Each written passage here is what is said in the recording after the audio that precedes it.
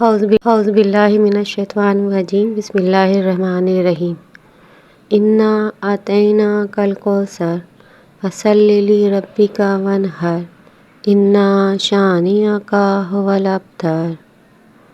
آج ہم سورہ کوثر کی تفسیر کے بارے میں جانیں گے۔ جمہور کے نزدیک سورہ کوثر مدینہ ہے۔ اس میں 1 رکوع 3 آیات ہیں۔ سورہ کوثر کی بڑی فضیلت بیان کی گئی ہے۔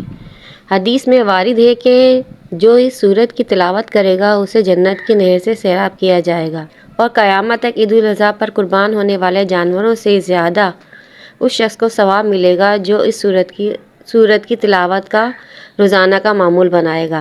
شان نزول کی آیت ہے، جب آپ صلی اللہ علیہ وسلم کے فرزند حضرت قاسم علیہ السلام کا وصال ہوا تو کفار نے آپ صلی اللہ علیہ وسلم کو ابتر یعنی منقطع نسل کہا کہ اب ان کی نسل نہیں رہے گی، اور آپ صلی اللہ علیہ وسلم کے وصال کے بعد آپ کا ذکر تک نہیں رہے گا، کیونکہ ان کی نسل نہیں ہوگی تو سلسلہ ختم ہو جائے گا، نعوذ باللہ۔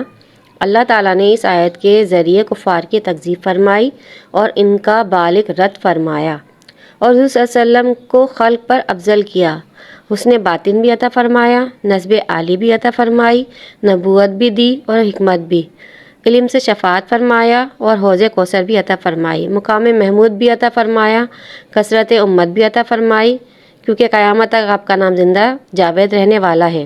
جب تک دنیا قائم رہے گی آپ صلی اللہ علیہ وسلم کا نام اور ان کے چاہنے والے پیدا ہوتے رہیں گے، اور آپ کا ذکر اور نام ممبروں پر بلند ہوتا رہے گا انشاءاللہ، اور آپ کا نام اللہ تعالیٰ کے ساتھ جڑا رہے گا۔ اور جو کہتے ہیں کہ آپ صلی اللہ علیہ وسلم کا نام بے نام و نشان رہے گا، اصل میں انہی کا نام بے نام و نشان رہے گا۔ ہمارے نبی کی شان کی جتنی تعریف کی جائے وہ کم ہے۔ اب میں اجازت چاہوں گی۔ اللہ نگہبان، مجھے بھی اپنی دعا میں یاد رکھیے اور میرے چینل کو سبسکرائب کیجیے۔